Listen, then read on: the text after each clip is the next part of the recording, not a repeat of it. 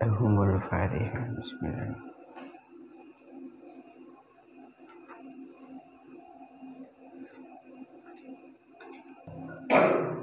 Bismillahirrahmanirrahim. Faqad qala al-muallif rahimahullahu ta'ala wa nafa'ana bihi wa bi'ulumihi wa bi asrarihi fid dharain amin Allahumma amin. Bismillahirrahmanirrahim. Bismillahi kelawan nyebut asmane Allah. Ar-Rahmani kang maha welas ing dalem dunya lan akhirat. Ar-Rahmani kang maha welas ing dalem dunya lan akhirat. Ar-Rahimi tur kang maha welas ing dalem akhirat bloko. Qala dawuh sapa asy-syaikhu syekh al-imamu kang dadi imam, al-alimu kang alim, al-allamatu kang banget alime. Rupane Syamsuddini, Imam Syamsuddin. Rupane Abu Abdillahi, Abu Abdillah. Rupane Muhammad ibn Qasimin, Muhammad ibn Qasim. Asy-Syafi'i kang bangsa Syafi'i madhabe. Asy-Syafi'i kang bangsa Syafi'i madhabe. Tagommadahu muga-muga meratani ing asy-syaikh. Tagommadahu mugi-mugi meratani ing asy-syaikh sapa Allahu Gusti Allah. Sapa Allahu Gusti Allah bi rahmatihi kelawan rahmati Allah. Wa ridwanihi lan ridhone Allah. Wa ridwanihi lan ridhone Allah. Amin ay istajib lana. Maknane amin itu mugi-mugi nyembadani sapa Tuhan. Bismillahirrahmanirrahim.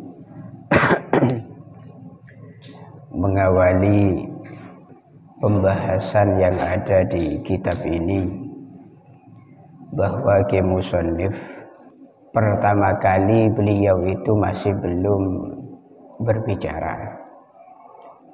Perlu diketahui kalau dalam fikih atau kitab-kitab yang lain ada beberapa istilah khusus di kitab Fathul Qorib yang kamu harus pahami.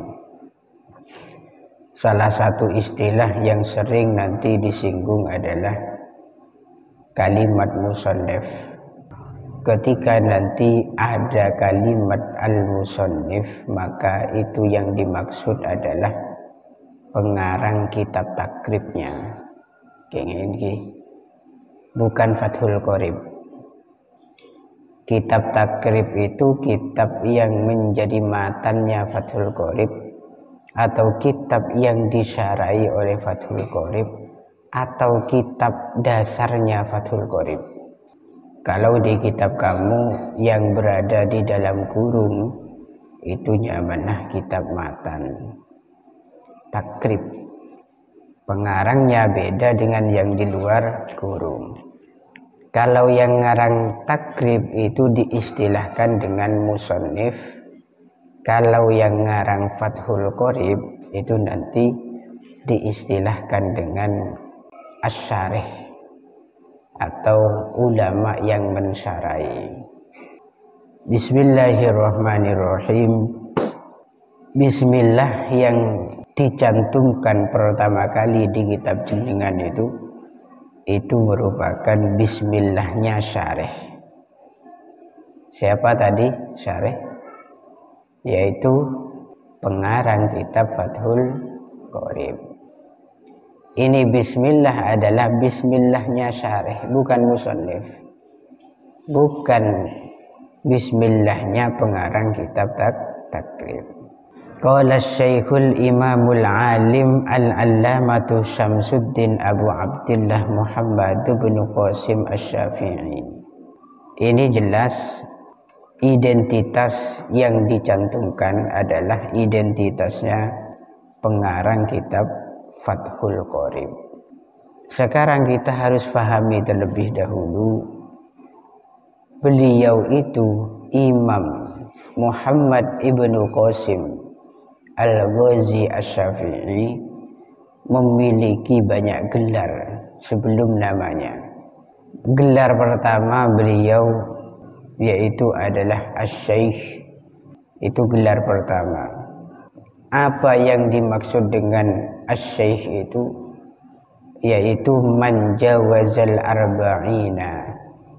Itu secara lugatan, secara bahasa, syekh itu orang yang usianya sudah melebihi 40 tahun namanya.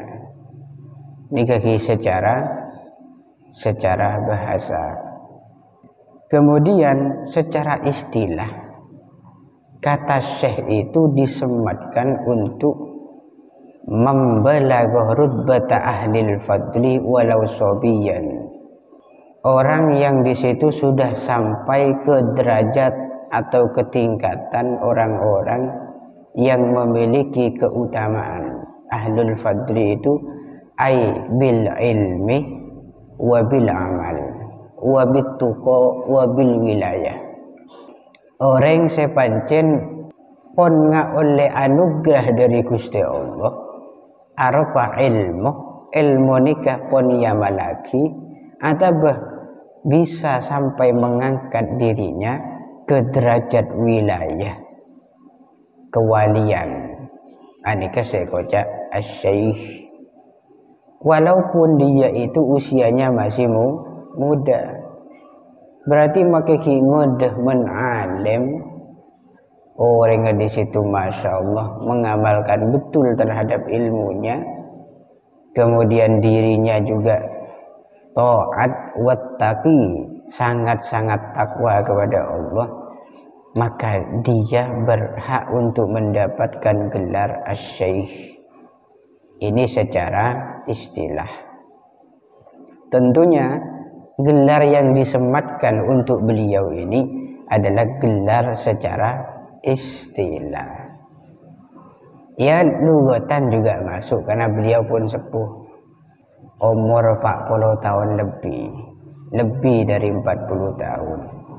Itu semua orang sebetulnya secara panggilan akrab dipanggil syekh itu masuk kan, artinya sangat-sangat pantas.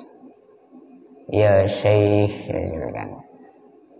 Maksudnya bagaimana? Karena pon sepuh. Kemudian gelar yang kedua yang dimiliki oleh beliau adalah al-imam. Al-imam secara bahasa itu maknanya al-muttaba, sesuatu yang diikuti. Apapun yang diikuti itu namanya imam secara bahasa. Namun secara istilah di sana man yasihhul iktida'u bihi, orang yang sah untuk dijadikan panutan. Tak semua orang nanti bisa dan layak serta sah untuk dijadikan sebuah panutan. Hanya orang-orang tertentu saja. Ya pada kalaban contoh mudahnya imam sholat. Imam sholat itu kan tak semua orang sah untuk menjadi imam. Tak setujuan orang ini kan bisa sah menjadi imam. Itu secara istilah. Bahkan wa yutlaku 'alal lauhil mahfud, sedang-kadang istilah imam itu digunakan untuk menunjukkan atas lauhil mahfud. Ini sebagaimana dawuh Allah dalam Al-Qur'an, wa kulla syai'in ahsaynahu fi imamin mubin. Imamin mubin dalam Quran itu maksudnya adalah lauhil mahfud. Bahkan kadang-kadang istilah al-imam itu juga digunakan untuk menunjukkan sahaifil amal, buku catatan-catatan amal. Dan yang juga banyak sering terjadi, istilah al-imam itu digunakan untuk menunjukkan al-imamil a'dham. Ketiga, beliau itu memiliki gelar al-alim. Apa yang dimaksud al-alim di sini? Al-alim ayil muttasifu bil ilmi walau bimas'alatin wahidah. Orang yang memiliki ilmu, yang disifati dengan ilmu walaupun dengan satu masalah saja. Artinya orang itu memiliki kemahiran, kealiman dalam satu bidang keilmuan, itu sudah cukup disebut al-alim. Kayak ini al-alim, bukan allamah, ini cukup al-alim. Terlepas dari bagaimana dia bisa mendapatkan ilmu tersebut, baik dengan jalan thoriqil kasbih, yaitu dengan usaha, kelaban mondok, kelaban belajar, kelaban talaki minas syekh, menerima langsung ilmu dari seorang guru, ataupun nanti dengan jalur mendapatkan ilmu laduni dari Gusti Allah, au bi thoriqil faidil ilahi. Karena torekohnya ilmu ini secara umum ada dua, karena torekoh untuk menghasilkan ilmu atau mendapatkan ilmu itu ada dua. Yang pertama thoriqul kasbi, dengan cara usaha, belajar menghafal seperti kita. Ada yang dengan thoriqil faidil ilahi, kelaban jalan pancen parengen anugerah dari Gusti Allah, parengen ilham, se'arofah ilmu ladunni wa fi ladunni kulla wa fi. Dan perlu diingat bahwa ilmu ladunni itu adalah ilmu yang memang jarang untuk didapat oleh seseorang. Ilmu ladunni itu tak semua orang itu bisa dapat. Itu hal yang langka. Pelean pancen dari Gusti Allah. Nikah nomor 3. Nomor 4. Beliau itu mendapatkan gelar al-allamah. Ini monggo gelar di Indonesia itu Profesor Doktor Insinyur DRS. 4 gelar nih kawan. Profesor Doktor Insinyur DRS. Pasebudi pada MPD, MPDI, apa boleh karo? MAG, MA, terus SMP, SD, TK dan lain-lain. Itu mungkin demikian. Al-allamah itu sigotun mubalaghatun, merupakan sigot mubalaghah yang memiliki arti berlebih-lebihan, yaitu mana? Sigot mubalaghah. Artinya apa? Seikoca al-allamah itu kasirul ilmi, orang yang memiliki banyak keilmuan, bukan hanya satu bidang keilmuan. Allamah itu katakan dia dalam fan ilmu nahwu, dia itu mahir, alim. Kemudian ketika masuk dalam fan fikih, dia juga alim. Ketika masuk dalam fan ilmu tafsir, juga alim. Kemudian ilmu mantik, alim. Ilmu badi', alim.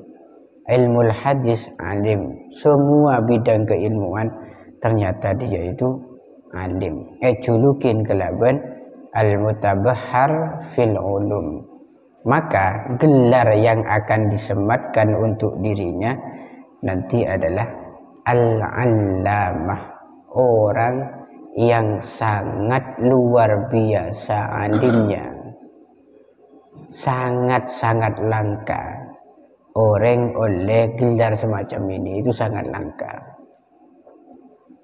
Ini beliau Masya Allah, tidak perlu diragukan lagi. Berarti pengarang Fathul Qorib itu seperti apa kealimannya, kayak begitu lagi gelarnya saja.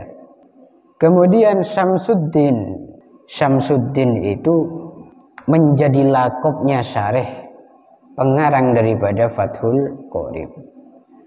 Abu Abdillah itu menjadi kunyah beliau. Muhammad bin Qasim baru itulah namanya beliau, Muhammad itu saja.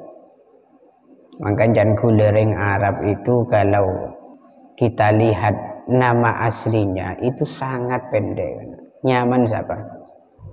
Ahmad. Arya siapa nyaman? Muhammad. Arya Abdullah. Anikah Abdurrahman dan lain-lain. Itulah nyaman dengan Arab. Ketika kamu mendengar nama orang Arab kok di situ panjang, maka panjangnya itu karena gelar plus kunyahnya, lakob dan kunyahnya semuanya di situ ikut disematkan. Pak Adana, siapa dia? Yang mana? Asy-Syaikh Al-Alim misalkan, Salamul Fikri. Ini ke contoh gini. Salamul Fikri Al-Barasguani Al-Pandanarumi Al-Tempe misalnya, Al-Lumajang Al-Jawi Syarqi Al-Indonesi. Pucuk lanjangnya man Fikri menyaman kerokun Salamul Fikri. Begitu lagi impian di anak baki menjan gula pribadi men kebainya mah jangan gelu karena nanti kepleset kiyah ketika manggil bedah kadang nak kana nikahnya meneluan juang cara bedah pak kedung 4 kalimat panggilannya tidak ada satupun yang masuk. Panggilannya tidak ada satupun yang masuk. Dan gula simpel satu saja tapi terpuji. Artinya memiliki makna yang terpuji. Ini menurut saya maksudnya terlepas dari setiap keinginan masing-masing orang punten. Gula tak memaksa. Ya tidak mengarahkan, tidak menganjurkan, bahkan tidak mendorong sama sekali. Itu hak daripada setiap orang tua atau siapapun yang memberikan nama. Cuma bagi kulit TV ini ceritanya mana ini? Pancen sesaya nikah nyambar pandai pancen. Gampang kenal, men ujian tak ruwet. Ujian kasa tak ruwet kan. Sedang-kadang kolom nama yang ada di lembar soal ujian itu kurang kadang. Kalau misalkan selekor, nyaman di situ 30 petok, kurang 10. Itu nih sernakan saya ujian ki nambahin kolom TV. Itu gara-gara lebih. Jadi nih kayak menmakan 3 nih kapon normal pon. 3 nih kapon normal, 3 kalimat. Ini beliau namanya Muhammad Ibnu Qasim Asy-Syafi'i. Syafi'i itu adalah madhab yang dianut oleh beliau dari pengarang Fathul Qorib nikah mengikuti manhaj dan juga madhabnya Imam Asy-Syafi'i. Taghammadahullahu birahmatih, semoga Allah mencurahkan segala rahmat dan kasih sayangnya kepada beliau. Waridwanihi amin, dan semoga beliau mendapatkan ridho dari Gusti Allah. Amin Allahumma amin. Alhamdulillahi tabarrukan bi Fatihatil kitab. Wallahu a'lam bishawab. Al-Fatihah.